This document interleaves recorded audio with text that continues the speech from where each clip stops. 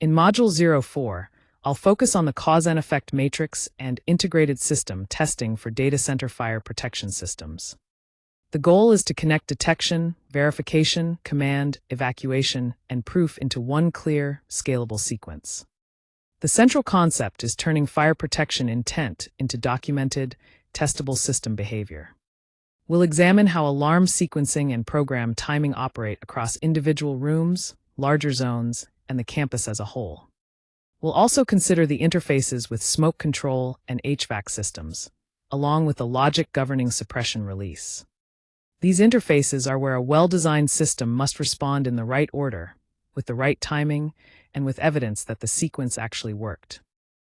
The module deliverables are practical: editable timing logic and cause and effect matrices, scalable room-to-campus sequences, and documented SAT and IST evidence, including reset governance. By the end, the emphasis is not simply on having a sequence written down, but on having a sequence that can be reviewed, tested, maintained, and proven throughout the system lifecycle. This module establishes the purpose, audience, and advanced learning outcomes for developing a defensible cause and effect matrix in data center fire protection. The matrix is more than a schedule of signals. It is the operating contract that connects detection and verification to decision logic, notification, suppression, smoke control, evacuation, recovery, and reset authority.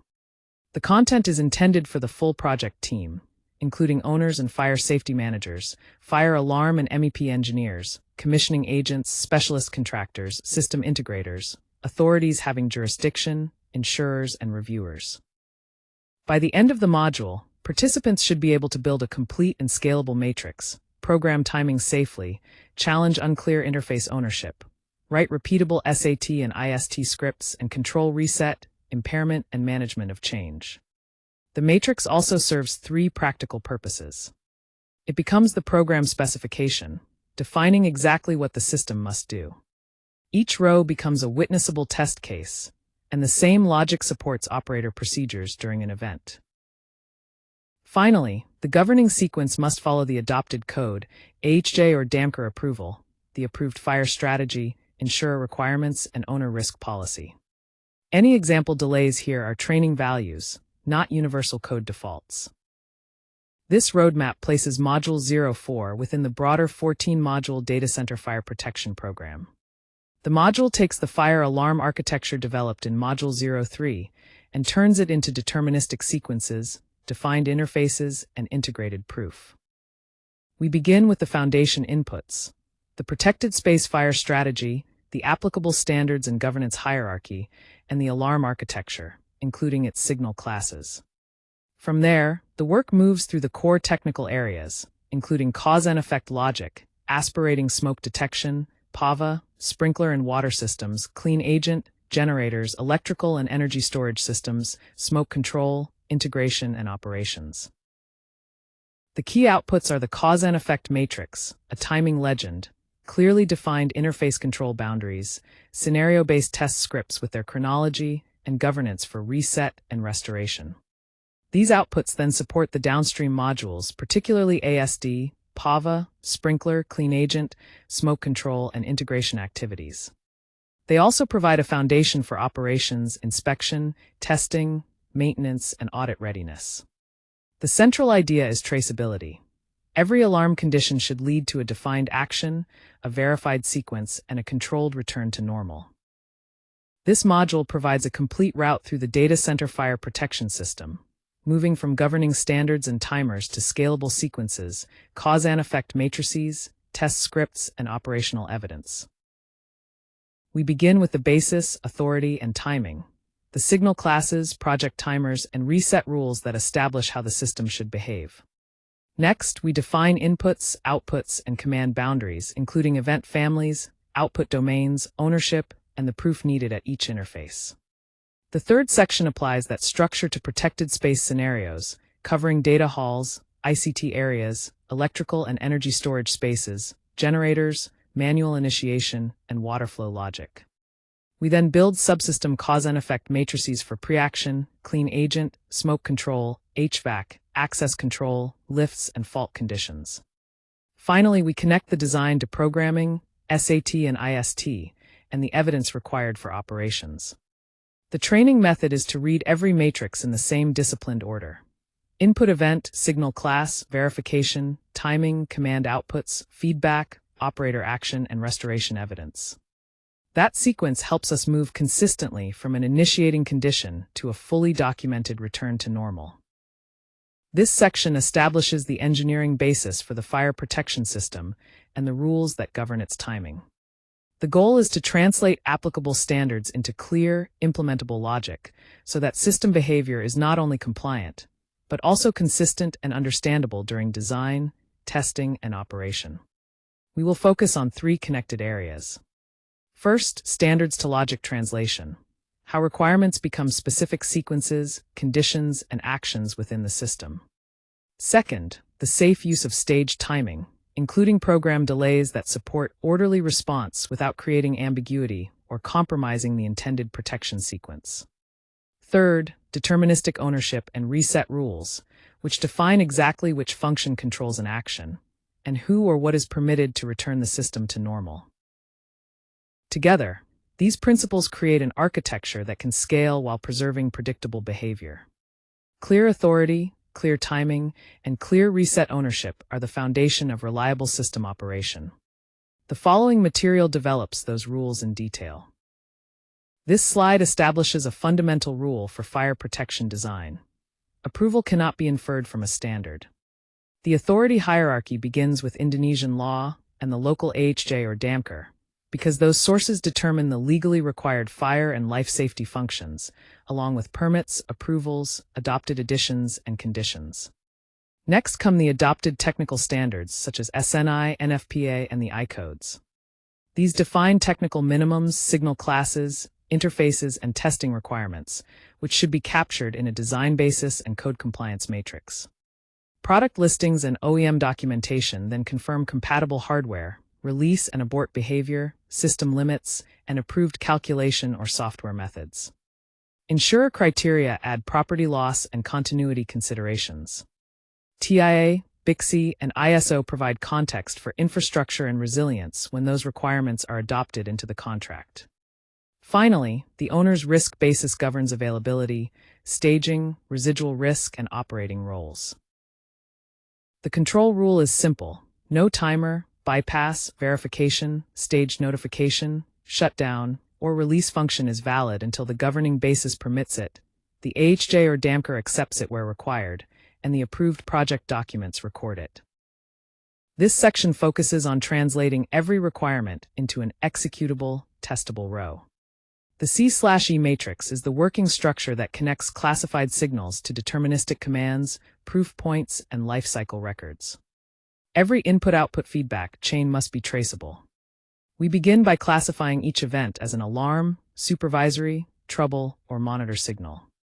Then we verify the initiating condition, whether it comes from a single device, a cross-zone relationship, water flow, or manual action. Timing must also be explicit, distinguishing immediate, verification, and staged responses. From there, the matrix defines the required command, such as notification, suppression, HVAC, or access control, and identifies how the result will be proven through feedback, logs, testing, and reset. The matrix also keeps project states separate from NFPA signal categories. Notification follows the approved emergency plan and message hierarchy, while supervision exposes hidden impairments involving valves, pressure, power, circuits, and communications. Control outputs must remain listed, supervised, and testable. Finally, delays and verification are approved and repeatable, with evidence carried through design, FAT, SAT, IST, impairment activities, and IDM. This slide shows how a scalable fire protection architecture can grow without taking command authority away from the local system. The core philosophy stays consistent across 3 environments: detect, notify, control, and monitor. For a small, single-building site, one fire alarm control panel and annunciator handle the primary functions, with direct notification, local inputs and outputs, and, where needed, local releasing panels. The sequence is intentionally simple, supporting a clear general alarm response. In a medium, multi-floor facility, network panels can be assigned by floor or zone. that supports floor and adjacent floor staging, dedicated firefighter controls and smoke control, plus selective interfaces with HVAC and access systems. At the large campus scale, each building still retains local autonomy. A campus fire command center and remote security operations center add oversight, while container or skid installations, redundant networks, and synchronized evidence support the broader environment. The governing rule is local life safety functions remain available even if the BMS, DCM, SOC, or network services are unavailable. That boundary is what makes the architecture both scalable and resilient. This slide establishes a distinction that is fundamental to both design and operation. Signal categories are not the same as project or operator states. In the NFPA 72 framework, the primary signal categories are alarm, supervisory, and trouble. An alarm indicates a fire condition requiring an immediate or explicitly approved staged life safety response. A supervisory signal identifies an off-normal fire protection condition, such as an incorrect valve position or low pressure. A trouble signal points to a system fault, including an open or short circuit, an earth fault, or a power or communication failure. The remaining terms describe context or controlled activity. Monitoring is an approved status point used for awareness, suppression system status, or operational context. Impairment means a known loss of functionality that requires authorization, temporary protection, and restoration. Test and reset refer to controlled testing or an authorized return to normal, supported by evidence. The key rule is that supervisory and trouble conditions do not automatically initiate unrelated life safety outputs, just because of their classification. Any associated response must be clearly defined in the approved cause and effect matrix. This section establishes the timing governance and safety envelope for the fire protection system. The central principle is to separate actions that must occur immediately from actions that may include an approved delay. Code-mandated immediate actions cannot be postponed. These include alarms from manual call points, sprinkler water flow, confirmed cross-zone or two-detector alarms, suppression release activity, required remote transmission, event recording, and any other function required without delay by the adopted basis. By contrast, certain responses may be conditional, but only when permitted and approved. Examples include smoke detector verification, technical investigation for very early warning, staged public address notification, clean agent pre-discharge countdowns, and escalation when an alarm is not acknowledged or reset. Approval from the AHJ DAMCR and the owner is required before using these delays. The slide also distinguishes timing targets from delay decisions. We measure command issue, fan and damper response, pressure establishment, door release, elevator recall feedback, remote event receipt, and return to normal. These targets are project-specific and verified during SAT or IST. Finally, T0 means input acceptance, while T1, T2, and TPD represent approved checkpoints and pre-discharge delay, based only on accepted project documents. This slide introduces the project timing ladder, and the key point is that it is not a universal clock. The program clock is visible and testable, but any true alarm input immediately overrides it. At T0, the FACP or FATSU accepts and records the input. Immediate enunciation and transmission take place, and any approved investigation clock begins. From there, the accepted cause and effect matrix determines whether a stage 1 response is required. If the condition remains unresolved, only the stage 1 notification and response assigned to that event are performed. The same principle applies to stage 2. It occurs only when the matrix requires it, and only the assigned outputs are executed. A verified event changes the sequence. An approved verification bypasses the remaining optional timers and moves directly to the validated event row, while release still follows the selected system logic. Finally, timer cancellation does not reset acknowledgement. Cancellation and restoration must follow the accepted cause and effect sequence and authorized procedure.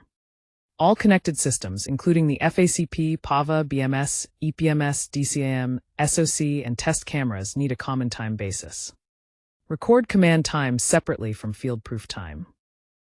This section distinguishes between a staged automatic alarm and a true, verified event.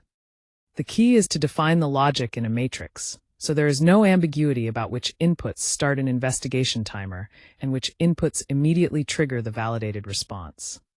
A staged alarm is not the same as a confirmed fire. One area smoke detector, or an approved ASD Fire 1 signal, should announce the affected zone and transmit the required signal at time 0. It then starts the approved investigation or escalation clock. If the condition remains unresolved at the designated time points, only the assigned stage notification or response is carried out.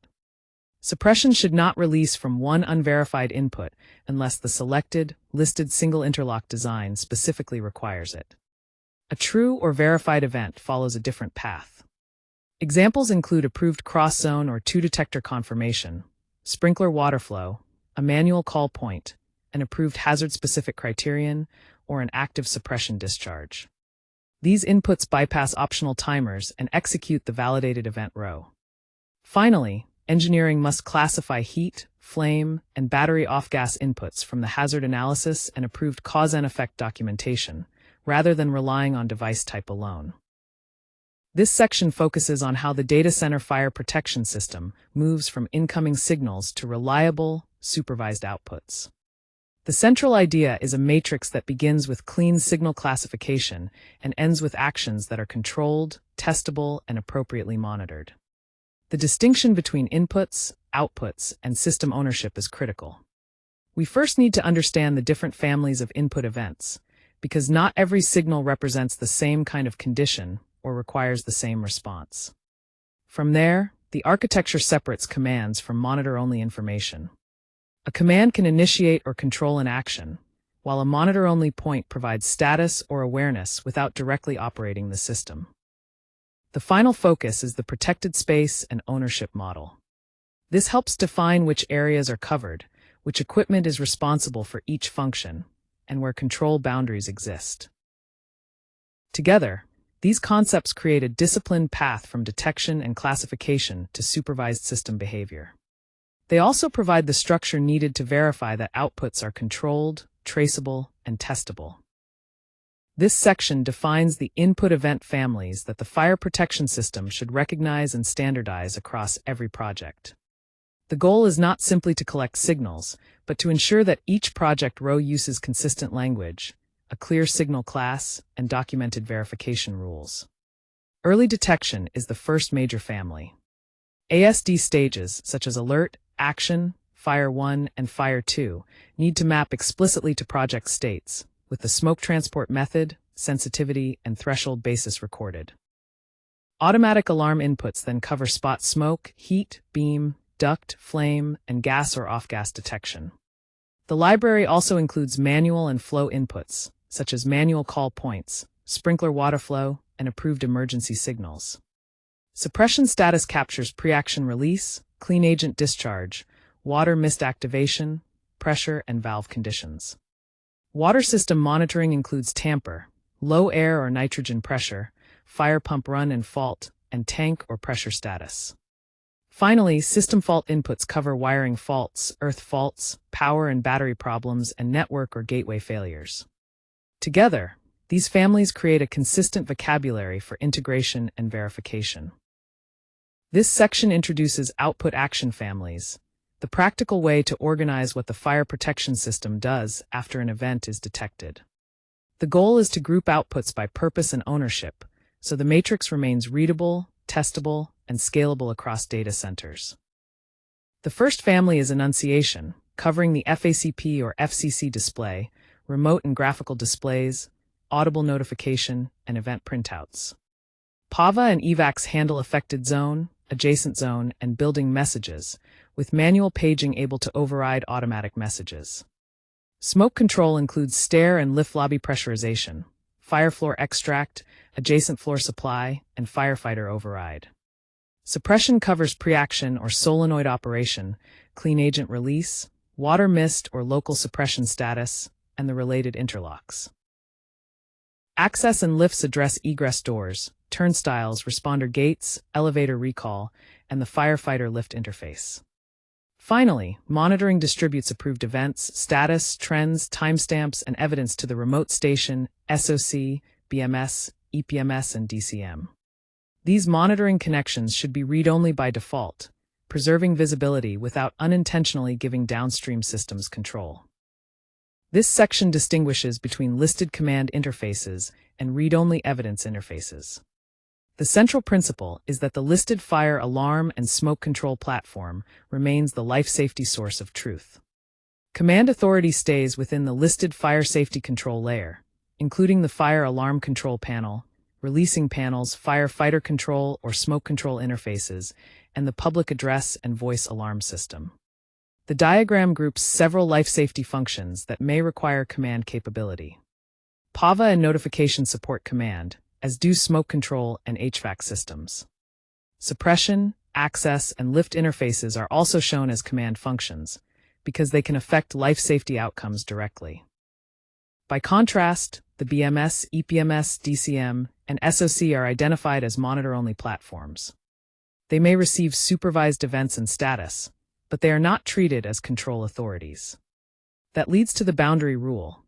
External platforms can observe and exchange documented status, but they receive no undocumented authority over life safety outputs, bypass, or reset.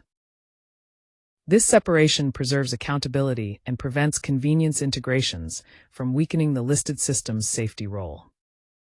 This slide establishes a simple rule for system accountability. Every output needs one command owner, one field proof owner, and one authorized restoration route. No silent restore. The table applies that rule across the major fire and life safety systems.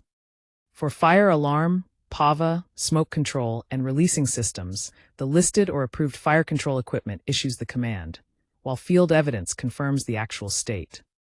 That evidence may include event history, message and zone accuracy, amplifier health, damper position, airflow, valve and solenoid status, or discharge and pressure conditions. HVAC, doors, lifts, and gates also require confirmation from their respective interfaces and discipline controllers.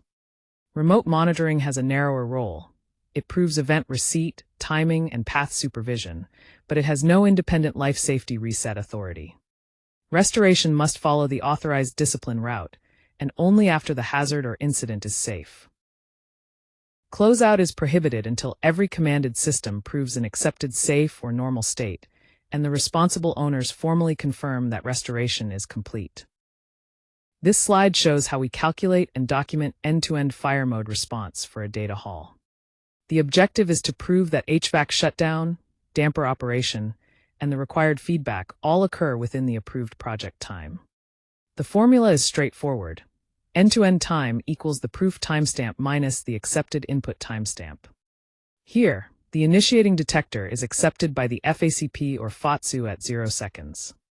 The command becomes active at 1.2 seconds, and the fire mode command reaches the gateway or target controller at 1.8 seconds.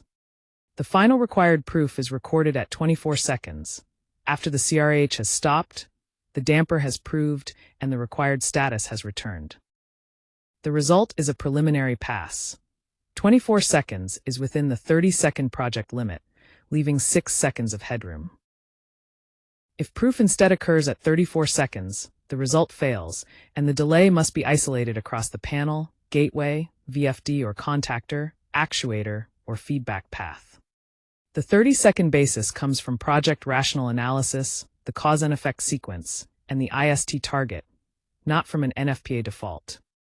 Where adopted, IBC or IFC section 909.17 provides a separate 90-second criterion. This slide verifies that the clean agent release occurred within the approved timing window and only after the required interlock was satisfied. The calculation uses 2 timestamps. The release criterion was confirmed at 12.4 seconds, based on the synchronized log, and actuation was recorded at 42.6 seconds in the panel log.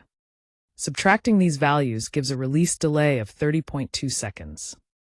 That result passes the approved window of 29.0 to 31.0 seconds. The interlock check is separate but equally important. The required HVAC and damper proof was achieved at 20.9 seconds, which is earlier than the 42.6-second actuation timestamp. That confirms release did not occur before the prerequisite condition was established.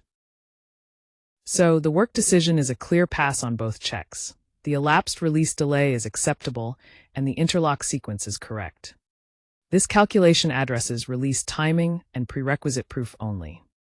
It does not evaluate agent design, discharge performance, or enclosure testing. This section focuses on the logic used to evaluate fire protection scenarios in a data center environment. Rather than treating every event the same way, the approach organizes scenarios into detailed event families, including data halls, ICT areas, electrical systems, batteries, generators, manual activation, and water flow events. The section focus is on three connected ideas. First, airflow-driven detection stages, which help structure how an event develops and how detection responds within the space. Second, true alarm validation, which supports distinguishing a genuine fire condition from an event that requires further assessment. Third, scalable room and package logic, which allows the system approach to be applied across different rooms, equipment groupings, or protection packages. Together, these concepts provide a consistent framework for defining scenario behavior across the data center. The goal is clear, scalable scenario logic, so each event family can be evaluated in a structured way while still reflecting the distinct conditions of the protected systems. This module now moves into that detailed scenario definition. This section focuses on a central challenge in data hall fire detection. Smoke movement is strongly influenced by airflow. High airflow can dilute smoke, carry it away from its source, or move it into return air and ceiling sampling paths. That means detector placement and cause and effect logic have to work together. The detection strategy uses multiple layers. Aspirating smoke detection can sample return air or ceiling paths, as well as underfloor and supply air paths. Where justified, localized sampling can protect critical racks. Ceiling spot detectors provide broader area coverage, while duct detectors are used specifically at the HVAC interface, not as a replacement for the overall detection system. The cause and effect sequence should also distinguish investigation from confirmed fire. Alert and action states can trigger technical review. A Fire 1 condition or a single spot detector may begin a staged alarm. A Fire 2 condition, 2 detectors, water flow, or a manual call point can establish a true alarm. Finally, SAT and IST verify both detector response and the timing of the connected outputs. This section explains how ASD or VESTA alarm stages translate into project actions. The exact threshold names, sensitivities, and state mappings are specific to the equipment and site. The accepted cause and effect matrix, or CNE, is the controlling reference for what happens at each stage. Alert is an early indication of smoke or contamination. By default, it produces a technical notification, so the operator investigates the source, airflow, and trend rather than evacuating. Action indicates increasing smoke and calls for intervention. Inspect the zone and evaluate whether escalation is needed. Fire 1 is the project-mapped fire alarm threshold. It normally produces an affected zone alarm and required transmission, with T1 starting only when approved. The response team is dispatched to verify the area. Fire 2 is reserved for the higher confidence, verified criterion defined by the project, and only that accepted response row should be executed. Fault or airflow conditions are different. They indicate a problem with the pipe, filter, detector, or transport path, requiring repair, coverage assessment, and impairment controls, not unrelated life safety outputs. Finally, a low ASD threshold must not release suppression unless the releasing system, hazard analysis, and approved CNE explicitly support it. This slide illustrates scenario 1, where a single automatic detector, or an approved Fire 1 threshold, starts an investigation clock without concealing the alarm. The sequence begins at T0 with the affected zone's visual and audible alarm, annunciation at the FACP or FCC and SOC, an event printout, and remote transmission. If the condition remains unresolved and this event is approved for staged response, Stage 1 notification is executed while the response team continues investigating. If it is still unresolved, stage 2 follows, but only the outputs assigned in the accepted cause and effect matrix are activated. The system may be reset only after the physical condition is verified as normal, outputs are restored, and the event is closed with evidence. The key safeguard is the escalation override. A second detector, water flow, manual call, or local suppression event immediately upgrades the situation to a true alarm, cancels the remaining timer, and starts the full sequence. Finally, acknowledgement is not reset, and only an authorized operator can reset after investigation and restoration of normal conditions. This slide describes Scenario 2, True Alarm Validation. The sequence begins with a trigger, such as 2 detectors, a manual call point, water flow, or a local release input. The system then validates that the approved true alarm rule has been satisfied. Once validated, the event row executes immediately, bypassing any remaining optional stage timers. The immediate outputs may include the Fire Alarm Control Unit alarm and required remote transmission, approved zone notification, response team notification, and assigned smoke control, access, elevator, or HVAC commands. Suppression release is permitted only through the selected, listed releasing logic. The response must also be proven through timestamps, notification zone and priority, equipment feedback, suppression panel and discharge status, plus operator acknowledgement and the response record. Finally, restoration is controlled. There is no automatic reset. The physical hazard must be investigated, suppression and smoke control systems restored, building services returned to normal, and the event and lessons recorded. Reset is authorized only after the safe condition has been confirmed. This matrix provides a cause and effect reference for data hall fire protection events.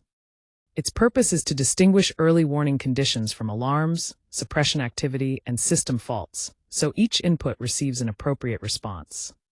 The key distinction is between investigation, immediate alarm response, and suppression action. ASD alert is an early project monitor condition. It prompts technical review of trends or thresholds, but does not escalate unless approval is given. ASD action represents a pre-alarm state, requiring local technical notification and readiness. Once the system reaches ASD Fire 1, a spot smoke alarm, or another approved alarm input, the affected zone is alarmed and required transmission occurs. Verified criteria allow the organization to follow an accepted verified event response, including bypassing optional stage timers. Water flow and manual call points are treated as high-confidence inputs, with immediate alarm and assigned response. Preaction release or water flow adds suppression status and requires restoration of the associated valve, trim, and panel. Finally, ASD or loop faults generate a trouble condition, not a fire alarm, while clearly identifying a potential coverage impairment that must be repaired, tested, and closed. Every reset or restoration should follow investigation and authorized procedures. This section focuses on the room sequence for MMR, NOC, and ICT spaces. Smaller technical rooms demand precise identification, dependable detection, and a clear distinction between an alarm condition and the pre-discharge state of a suppression system. The inputs may include ASD or HSSD, spot smoke detection, 2-detector or cross-zone confirmation, and manual release or abort controls where clean agent is used. The system also monitors agent pressure, discharge status, panel trouble, and where applicable, doors, HVAC, and room integrity. The outputs then carry that logic into action. Local and FCC or SOC enunciation, pre-discharge sounders or strobes, approved HVAC and damper isolation, an agent countdown and release and access control lockout afterward. The operating rules are equally important. Manual release and abort behavior must follow the selected listing and approved sequence. Room names must match across drawings, panels, signs, and procedures. Reset requires enclosure inspection, agent restoration, and authorized reentry. Automatic reentry or HVAC restart is not allowed unless explicitly approved and proven. Standardized naming, panel ownership, and test scripts let this same sequence scale from one room to hundreds. This section focuses on the electrical, UPS, and battery or ESS sequence, where fire protection has to coordinate several systems without creating an unnecessary common mode outage.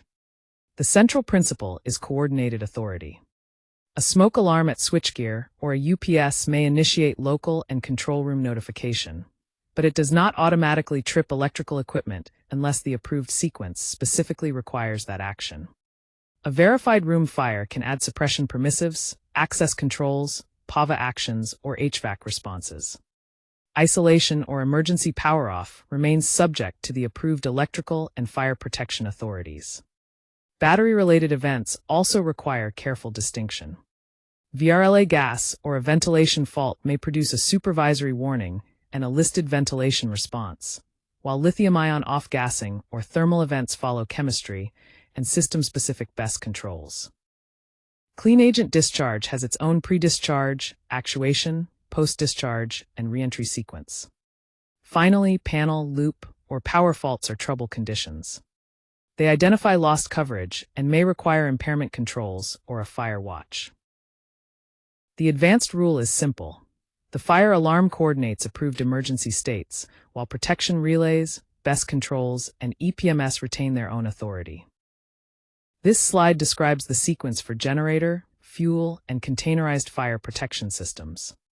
The central principle is local autonomy with common building-level awareness.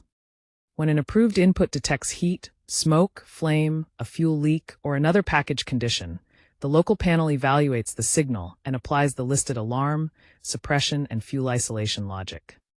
The Building Fire Alarm Control Panel, or FACP, receives the alarm, supervisory, and trouble information, while the Fire Command Center or Security Operations Center coordinates response, remote transmission, and evidence. The response depends on where the fire originates. For a fire outside the package, the building alarm and evacuation sequence follows the affected fire zone. Nearby equipment should not be stopped automatically unless the approved strategy requires it, and the enclosure and package autonomy should be maintained. For a fire inside the package, the local system performs the listed suppression and shutdown actions, while the FACP and Command Center coordinate broader notification and response. Reset comes only after inspection, system recharge, and assessment of the equipment. This slide covers the response sequence for two high-confidence fire events, a manual call point, or pull station, and sprinkler water flow. Unlike a staged response from a single automatic smoke detector, these inputs normally bypass detector timers and initiate immediate action. For a manual call point, the fire alarm control system, supervising functions, and approved building notification respond immediately. The event is transmitted to the remote supervising station, and the appropriate PAVA or EVACs announcements and emergency response procedures begin. Smoke control, access control, and elevator outputs operate as approved, while the system records the manual source and its location. Sprinkler water flow also requires an immediate alarm and fire response. It should never be treated as merely supervisory, or delayed like a single smoke detector signal. The response should be correlated with valve position, fire pump and pressure conditions, and the times water flow begins and reaches the control panel. Related notification and building system outputs must be coordinated. The key testing rule is simple. Use a controlled inspector's test or approved simulation. Never defeat water flow supervision, and never leave valves in an off-normal position after testing. Reset only after inspection and full sprinkler system restoration. This section focuses on preaction, nitrogen, valve, and fire pump status signals. These inputs help us understand whether the system is ready, impaired, or responding, but they are not automatically fire alarms. Low supervisory air or nitrogen pressure should identify the affected system or zone and trigger maintenance review and an impairment assessment. It does not mean the sprinklers have operated, and it does not release the system by itself. A nitrogen generator common alarm indicates abnormal equipment status, while a control valve tamper signal identifies a valve or zone that may require the impairment procedure. Neither one independently calls for an unrelated evacuation. Water flow or alarm check flow is different. That is an alarm input and requires immediate alarm handling and water system response. It should not be treated as an isolated smoke signal. Fire pump running is generally a status or supervisory indication, while pump failure or controller trouble requires urgent maintenance escalation and impairment control. Finally, high or low system pressure should be tied to the correct system and pressure state, without creating a life safety output unless the adopted design specifically requires that combination. This section focuses on the interfaces between the fire protection system and the broader data center environment. Rather than treating each subsystem in isolation, I'll examine how Preaction and clean agent systems interact with smoke control, HVAC, access control, lifts, public address and voice alarm, shutters, and fault logic. The key point is that these interfaces must be defined clearly enough to support dependable operation under both normal and emergency conditions. The detailed matrices will show what each subsystem needs to receive, what it is expected to initiate, and how supervision and fault conditions are handled. 3 areas receive particular attention here. First, release permissives and supervision, which help prevent an unintended discharge while still allowing a valid release sequence to proceed. Second, the smoke control pressure strategy. And third, an HVAC fire mode that supports life safety without overlooking business continuity. Together, these topics connect system logic to real facility operations, where coordinated responses matter as much as individual equipment performance. This section brings the release panel, nitrogen supply, valve trim, sprinkler network, and fire alarm control panel inputs together as one supervised sequence. The key is that water release depends on the selected, approved logic, not on an isolated signal. In a single interlock arrangement, an approved detection input opens the Preaction valve, and water discharges when a sprinkler operates. In a double interlock arrangement, valve operation requires both the listed detection criterion and the loss of supervisory air caused by sprinkler operation. A generic low-air supervisory condition is not a substitute for that sprinkler operation input.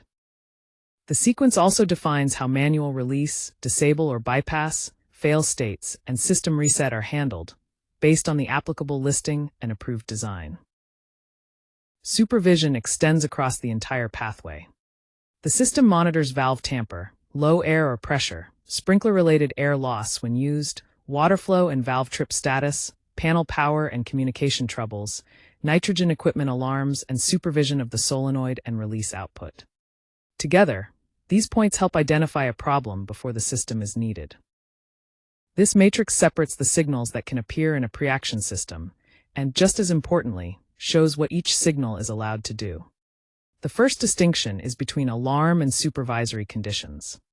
Smoke detection or an approved detection criterion may initiate the assigned alarm response and, where the design and listing permit it, provide a release permissive for the single interlock valve.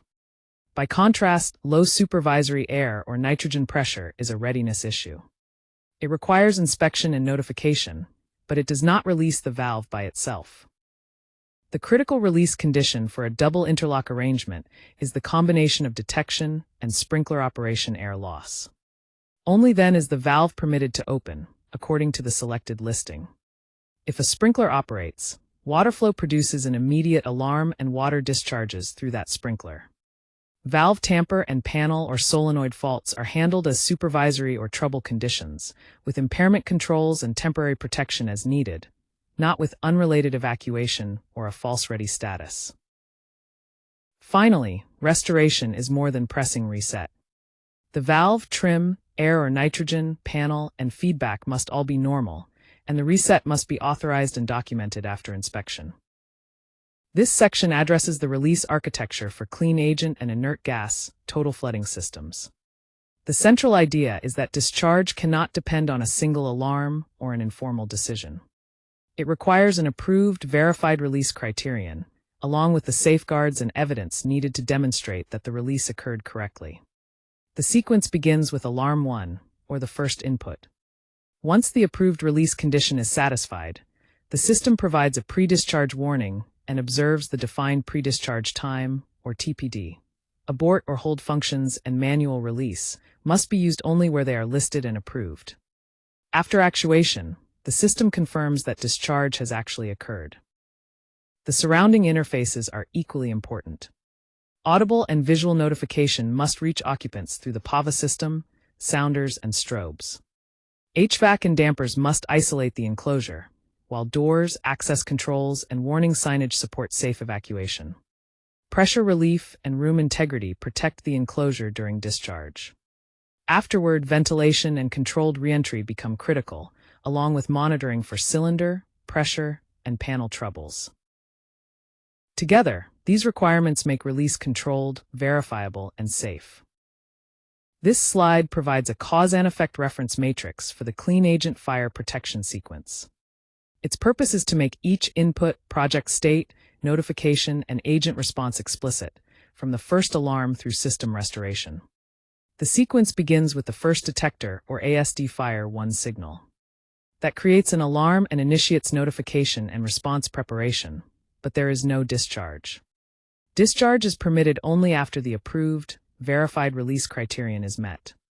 At that point, the system issues the pre-discharge warning, performs the assigned HVAC and door actions, and starts the time delay.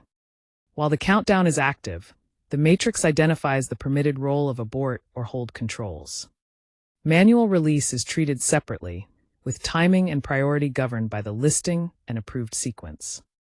Once actuation occurs, the agent valve or actuator operates, the discharge status is reported, and agent delivery follows the listed hydraulic design. The matrix also covers faults, so a panel or cylinder problem produces a trouble or supervisory condition rather than a false ready status. Finally, restoration requires ventilation, inspection, recharge, testing, and authorization before reentry. This slide presents a worked smoke control strategy, but the most important point is that it is not a universal sequence for every data center.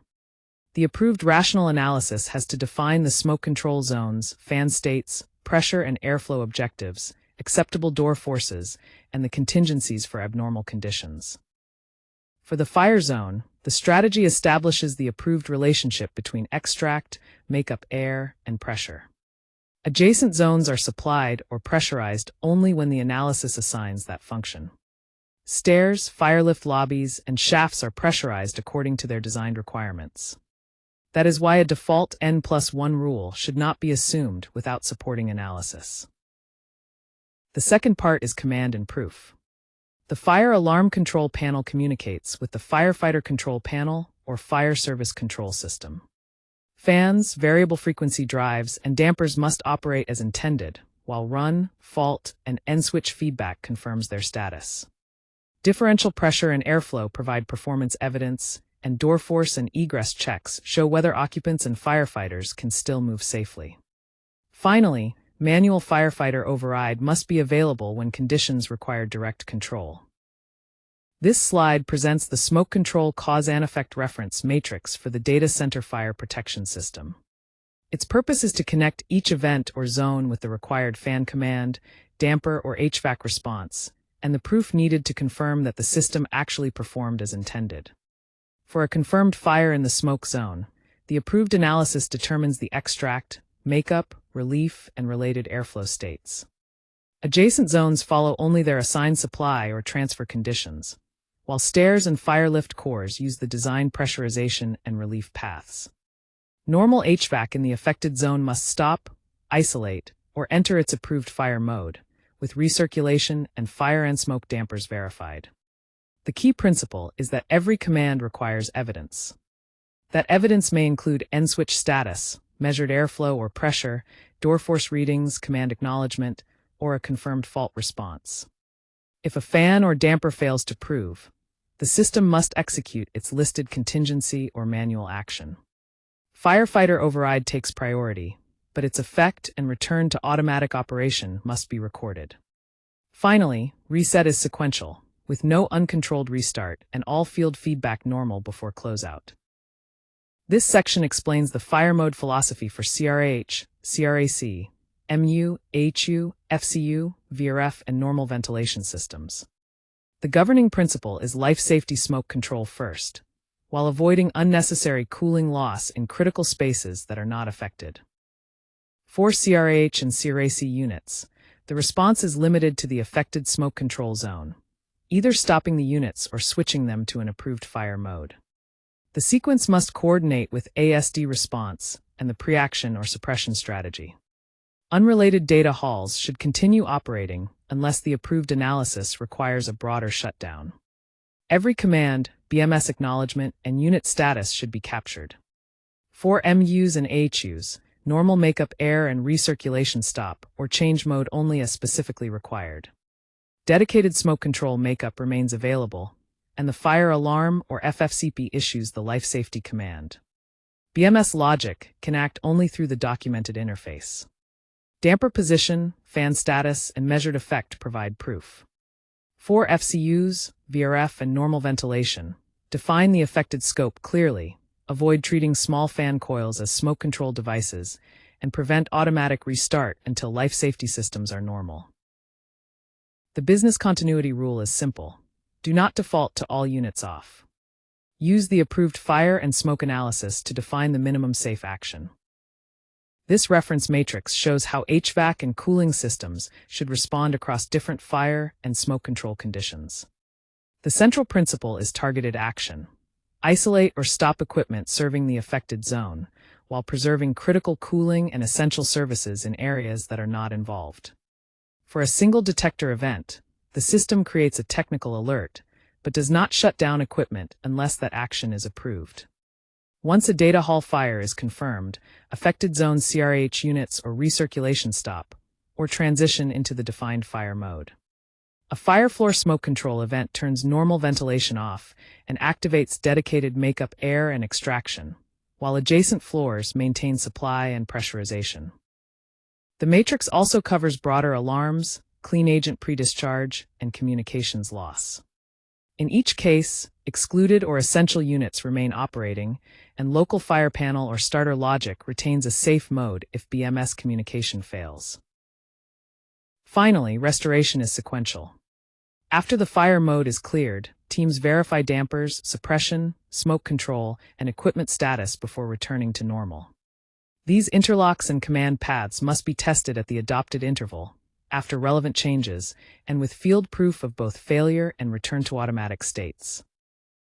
This section focuses on how security interfaces support safe evacuation and fire brigade access without creating unnecessary perimeter risk.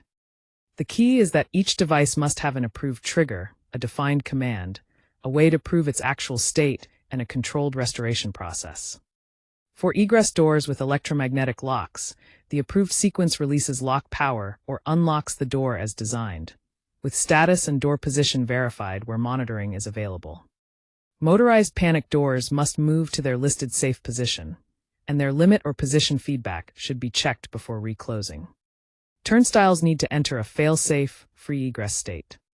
Gates must open to the approved responder access position, while road blockers and arm barriers should lower or open only when required by the fire brigade plan. The most important distinction is this: egress doors and perimeter barriers do not necessarily share the same fail state. Egress doors follow adopted code and approved hardware arrangements. Gates and road blockers follow the responder access strategy. Even during a network failure, local listed egress must remain available, with the failure alarmed, tested, repaired, and documented before security is fully restored. This section focuses on elevator recall and the firefighter lift interface. The objective is to support smoke control, safe egress, and firefighter operations, while keeping the elevator's status clear at every stage. The sequence begins with accurate fire inputs. Lobby, shaft, machine room, or building alarm signals must be differentiated, because each may affect the approved response. During recall, cars return to a designated or alternate floor, based on the lift design. That action must be coordinated with smoke control measures, serving the lift lobby and shaft. The system should then verify both the interface command and, where available, the controller and car status. If approved conditions allow it, the fire lift becomes available under firefighter control. Firefighter service and manual control priorities need to be documented clearly.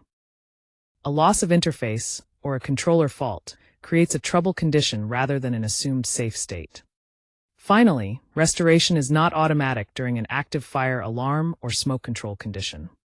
The lift owner or contractor must inspect the system, verify safe operation, and authorize its return to normal service. That disciplined sequence protects both occupants and responding firefighters. This slide defines how PAVA and EVAC's messages should be zoned and prioritized as an event develops. The central principle is that the message must match the event stage, the protected area, and the approved emergency plan. A single automatic detector initially limits the alert to the approved affected zone or floor, supporting investigation and response without unnecessarily interrupting normal paging. As the situation progresses through project stages, messaging can expand to adjacent zones, and then to designated building or campus areas for evacuation or relocation. A verified event, manual call point, or water flow signal can trigger immediate emergency messaging and bypass any remaining optional delay. Clean agent release warnings receive dedicated priority within the protected room and its approaches. Manual emergency paging provides live instructions to selected or all zones, while amplifier or speaker faults must generate trouble indications and activate the defined fallback procedure. Finally, routing alone is not enough. The system must be proven in the actual acoustic environment, including audibility, speech intelligibility, correct zone operation, and fault supervision. Testing should demonstrate that people can hear and understand the right message, in the right place, at the right time. This section focuses on the outputs associated with fire shutters, fire doors, and compartmentation. The central principle is that automatic closing devices must protect fire and smoke boundaries without compromising egress or creating an entrapment hazard. The process begins with several possible inputs. These include a local smoke detector or approved zone alarm, the general building fire alarm where required, a fusible or thermal device, a local controller, a manual firefighter command, or a power or communication fault. When a closing signal is received, the hold-open device releases, and the shutter or door moves to its safe position. At the same time, the system should provide position, obstruction, and controller status. If movement creates a hazard, a local warning is required, and the egress path must remain available. Restoration is controlled, not automatic. Do not reopen automatically during an active alarm. Inspect the opening and obstruction path, verify the wall or floor boundary, reset the controller and alarm interface, and record the final position and test result. This section focuses on how the system should behave when something is wrong, degraded, or intentionally taken out of service. The central principle is immediate visibility without accidental life safety outputs. A loop open or short, an earth fault, a power or charger fault, and a network or gateway loss are trouble conditions. The response is to identify what coverage or evidence is affected, assess standby capacity, and investigate through the appropriate FCC or SOC indication. These conditions do not, by themselves, justify an unrelated evacuation, release, or transfer of command authority. Supervisory conditions, such as valve tamper, low pressure, or a fan or damper that fails to prove, require system-specific maintenance and impairment action. We must not report a false normal state. For a known disabled device or zone, the impairment plan needs authorization, temporary protection, notification, a defined duration, and a restoration plan. Finally, manual testing must remain controlled, witnessed, and logged, with safeguards against unintended outputs. This section explains how local panel autonomy works alongside campus-level coordination in a large data center. The key idea is that control remains distributed, while visibility and evidence are shared across the site. Local systems must continue to perform their approved fire protection functions, even if the building or campus network is unavailable. That includes clean agent, Preaction, water mist, and containerized systems, with listed releasing controls executing the appropriate local sequence. At the building level, the fire alarm control panel aggregates alarm, supervisory, and trouble conditions. The Building Fire Command Center then supports PAVA, smoke control, and responder coordination. At the campus level, the FCC or Security Operations Center receives standardized event types and location information, but escalation across buildings occurs only when the approved emergency plan calls for it. Communication allows local conditions to be transmitted when available, but it does not replace local authority. Finally, synchronized clocks, common event IDs, and audit logs create a reliable incident chronology. Reset authority stays with the responsible local or building system owner. This section moves from planning into proof and operation. The master matrix is no longer just a reference document. It becomes the basis for executable programming, witnessable tests, synchronized evidence, and a controlled operating procedure. The central idea is traceability. Every requirement should connect to something that can be programmed, tested, observed, and retained as evidence. The section focuses first on master matrix examples, showing how the matrix supports practical implementation rather than remaining abstract. It then turns to scenario test scripts and chronology. These scripts establish what should happen, in what sequence, and how the results can be witnessed and documented. Finally, the section addresses deficiencies, resets, and management of change. That means the process must account for what happens when a test does not produce the expected result, when equipment or logic must be returned to a known state, and when an approved change affects the system or its evidence. Together, these elements connect programming, SAT or IST activities, and operations into one controlled chain of proof for the data center fire protection system. This slide defines the program state machine for the data center fire protection system. The purpose is to prevent ambiguous timers, premature resets, and undocumented interactions between signals. The sequence begins in normal, moves to initial alarm when a staged input is received, and then proceeds to acknowledge and investigate. If the event is verified as a true alarm, the system enters confirmed alarm and activates the required response. From there, restoration and reset are allowed only under controlled conditions. A verified event upgrades the system immediately. It bypasses any remaining optional stage timers, executes only the accepted event row, and records both the command and its feedback. For staged inputs, the approved timers start in sequence. If a timer expires, its corresponding stage row executes, while any verified event takes priority. Reset is not simply an operator action. The physical condition must be safe, required suppression, HVAC, access, and lift states must be proven, impairments must be controlled, authorized roles must confirm, and evidence must be recorded. Finally, every approved reference, from the matrix and software database to the test script, must use identical event names and timing values. This section explains how testing moves from design intent to a controlled, witnessed handover. The key idea is that testing is not one event. It is a progressive evidence chain, where each stage builds confidence for the next. The process begins with the design or cause and effect matrix, which defines inputs, outputs, timings, ownership, and acceptance criteria. During FAT, we verify the software and panel logic, including labels, timers, network behavior, and simulated inputs and outputs. SAT then proves the installed system through point-to-point checks, output operation, feedback, power, and fault testing. IST takes the next step by testing integrated scenarios across systems such as PAVA, smoke control, suppression, HVAC, access control, lifts, and monitoring. Every test should be structured with an ID, prerequisites, safety requirements, input method, expected timing, and evidence or witness requirements.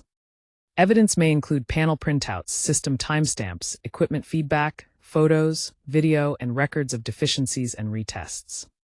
Finally, handover includes the as-left software backup, as-built information, reset and impairment procedures, operator training, and management of change governance.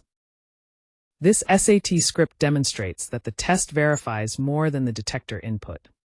It confirms the program clock, the sequence of outputs, and the restoration process across the connected fire protection systems. The key principle is common clock chronology. Every action must occur at the approved time and in the approved order. The test begins by establishing an accepted normal condition for the FACP, PAVA, HVAC, doors, lifts, and remote monitoring, supported by normal printouts and screenshots. A single detector is then activated at T0. The expected response is immediate alarm annunciation, required transmission, and the start of the approved stage timing. If the event remains unresolved, Stage 1 and Stage 2 outputs are checked separately, within their specified tolerances, using field evidence and system trends. The procedure then adds a confirming input during the timer variant. That should produce an immediate upgrade and bypass any remaining optional stage timers. Finally, the system is safely inspected, reset by an authorized person, and returned to normal, with all bypass or impairment status closed. Passing requires the actual timestamps, messages, and field feedback to match the approved tolerance. Any mismatch must be documented, corrected, and retested. This scenario tests how a smoke event should progress through a data hall, from the first warning to full restoration. I'm looking for a controlled sequence, not simply an alarm response. The inputs include ASD alert, action, fire 1 and fire 2 signals, along with 1 and 2 spot smoke detection, the pre-action release permissive, and water flow, valve, and pressure status. The key objective is to prove that each stage produces the correct, verified response. Expected outputs include an approved T1 and T2 timing sequence, with a verified event override when the evidence supports it. The exercise also confirms that events reach PAVA, the Fire Command Center, the Security Operations Center, and remote locations as required. Only the affected CRH should enter fire mode, and only when approved. We also verify pre-action and releasing states, followed by the expected water flow response. Restoration is equally important. ASD and spot detectors must return to normal, with no sampling fault. Pre-action valve position, nitrogen pressure, tamper, water flow, cooling, and BMS modes must all be restored in sequence. Finally, every bypass is cleared and the complete event chronology is archived.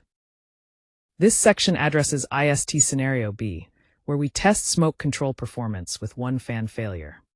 The objective is to prove three things.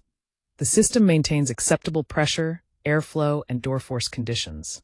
Firefighters can take control when needed, and the response to a failed fan or damper matches the approved design. In the normal case, the fire floor uses extract and makeup air. Adjacent floors receive supply air and pressure support, and the stairs and fire lift cores remain pressurized. Normal ventilation is isolated, so it does not compromise the smoke control strategy. We then introduce the failure case. One extract or supply fan is failed, with the fault indicated at the FFCP or FCC. If standby or contingency equipment is part of the design, its operation is verified, along with the manual firefighter override. The field proof must cover more than fan status. We check fan run and fault signals, VFD or starter state, damper end switches and fail position, differential pressure, airflow, and door force. BMS trends must share a common timestamp, and the test concludes by verifying the reset and return to auto sequence. This slide defines the test logic for an integrated pre-action and clean agent fire protection scenario. The objective is to prove not just that equipment operates, but that detection permissives, release states, local autonomy, supervisory signals, and safe restoration all work as intended. For the pre-action test, I would first verify the normal valve position, air or nitrogen pressure, and tamper status. Then I would simulate the listed single or double interlock conditions, confirm the release output and valve trip, and verify water flow and alarm indications. Low-air supervisory operation should be tested separately from sprinkler operation air loss. I would also record reset and repressurization timing. The clean agent test follows the sequence from the first detector and alarm, through cross-zone confirmation and the pre-discharge message, to countdown, abort, manual release, HVAC and damper isolation, and access warnings. Discharge simulation must include post-release status and restoration. The key pass criterion is controlled, unambiguous operation. Only the intended zone may be commanded, with no undocumented BMS path. The local panel must remain autonomous during network failure. All signal types must remain distinct, and reentry and recharge procedures must be understood. This scenario proves the complete human response path, from the initial fire input through communication, evacuation, responder access, and elevator behavior. The objective is not simply to show that each system operates, but to confirm that the interfaces work together in the correct sequence. Every action needs observable proof and a clearly assigned owner. For a true alarm, PAVA should issue the automatic message for the correct zone, with the expected priority and timestamp. Manual emergency paging must override that message, while remaining clear and recorded. Evacuation doors and electromagnetic locks must release, and turnstiles must provide free egress without trapping occupants. At the same time, the responder gate or barrier must open or lower as approved, leaving the fire brigade route clear. The test also verifies elevator recall to the designated or alternate floor, including receipt of car and controller status. Fire lift, lobby, and shaft interfaces must support pressurization and firefighter mode, with manual controls confirmed. Finally, after clearance, authorized owners restore every system, confirm normal status, and document the result. This slide shows how to build an integrated event chronology that connects every step of the test, from the initiating input through final restoration and archiving. The key is not simply recording that a system worked, but proving the complete chain with timestamps, evidence sources, and accountable owners. Every event must be traceable from input to output, field action, and restoration. The sequence begins when the fire alarm control unit accepts the input, followed by the approved output command, receipt by the target controller or gateway, and confirmation that the damper reaches its required position. Additional proof then confirms the fan, pressure, door, or lift response. Only after safe and normal conditions are established should an authorized reset occur. Time synchronization is essential. Panels, servers, laptops, cameras, and witness logs should use one common time source, with clock offset and tolerance recorded before testing. Finally, the evidence package should preserve raw logs, screenshots, photographs, trends, test sheets, deficiencies, and restoration records. Together, these create a controlled record that can be reviewed and defended later. When a commissioning and emergency, or C&E, test produces an unexpected result, the correct response is not to simply repeat the test and move on. Find, classify, control, correct, and retest. First, identify exactly what failed. The cause may involve design, installation, programming logic, interfaces, equipment, timing, evidence, or procedures. Then classify the deficiency, such as a wrong output, incorrect priority or message zone, missing field feedback, a time mismatch, or an undocumented bypass. While the issue remains open, control the risk. Log the affected zone or function, establish a fire watch or temporary protection when needed, notify the owner, authority having jurisdiction, or insurer as required, and assign responsibility for the duration. Avoid hidden or indefinite bypasses. After repair or reprogramming, document the change and retest every affected integrated function.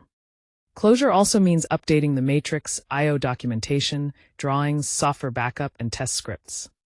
If the sequence changed, operators need retraining. Finally, formally close any residual risk through the management of change process, with evidence that the system now performs as intended. This slide establishes the operating discipline behind the cause and effect matrix. The matrix is reliable only when operators understand the event class, know which escalation stage applies, and recognize who has authority to restore the system. Acknowledge first, investigate before resetting. For an alarm, the operator should confirm the source and zone, determine the project state and timer status, and verify whether the event condition is genuine. The response includes dispatching personnel, coordinating with security and operations, monitoring commanded outputs and field feedback, and preserving a clear record of times, actions, and communications. Supervisory and trouble conditions require a different focus. Operators identify the affected system and its protection impact, escalate to the responsible discipline owner, and apply impairment controls if coverage is lost. Disabled devices must remain tracked, and closure follows repair and functional testing. Finally, reset and restoration are permitted only after the physical condition is safe and inspected, and related systems, including suppression, smoke control, HVAC, security, and lifts are normal.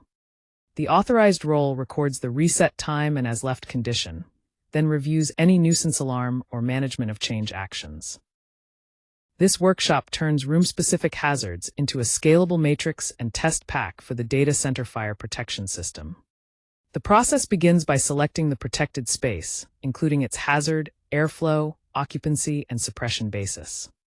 From there, participants define each input or state, making clear whether it represents an alarm, supervisory condition, trouble, or project state, and documenting how it will be verified. Next, they assign approved timing values, including immediate actions, T, T2, and TPD, along with tolerances and measurement sources. They then map outputs to command owners, fail states, feedback, and contingency responsibilities. Restoration is defined just as carefully, covering physical conditions, authorized roles, and closure of any bypasses. Finally, the team builds a repeatable test script with SAT and IST steps, failure injection, evidence, witnesses, and one common clock. The readiness gate is consistency. The matrix, I/O, drawings, software, and scripts must use the same names and timing. The final deliverable is an approved matrix, scenario pack, chronology template, and restoration checklist that can support controlled testing and clear evidence. This module closes with one central message. A data center cause and effect matrix protects life safety and continuity only when everyone works from one controlled logic set. That means engineering, programming, testing, and operations must all use the same approved sequence, with changes managed consistently. From an engineering perspective, the matrix should make the response understandable and testable. It needs to show immediate actions, verification steps, the relevant timing values, including T, T2, and TPD, along with tolerances and reset lockout conditions. These details are not administrative extras. They define how the system is expected to behave. For operations, approved and verified events should bypass any remaining optional stage timers. The system must not be reset until physical conditions are verified and integrated restoration is complete. SAT and IST should prove the full end-to-end response, rather than checking only individual panel points. Bypasses and impairments should be treated as controlled risk events, and the cause and effect matrix should be updated after management of change, an incident, a drill, or a deficiency. Together, these practices turn the matrix into a living control for safe, reliable operation. This reference slide consolidates the common terms and abbreviations used throughout the cause and effect and integrated testing module. The central concept is C/E, or cause and effect, which describes the logic connecting an input event to an output action. For fire alarm and command functions, FACP, FATSU, and FCC refer to the Fire Alarm Control Panel or unit and the Fire Command Center. FFCP and FSCS identify the Fire Fan Control Panel and the Firefighter's Smoke Control Station. PAVA and EVACs describe public address and emergency voice alarm communication systems. Detection terms include ASD, or aspirating smoke detection, and VESTA, which is a proprietary ASD product family. Testing terms are SAT, the Site Acceptance Test, and IST, the Integrated System Test.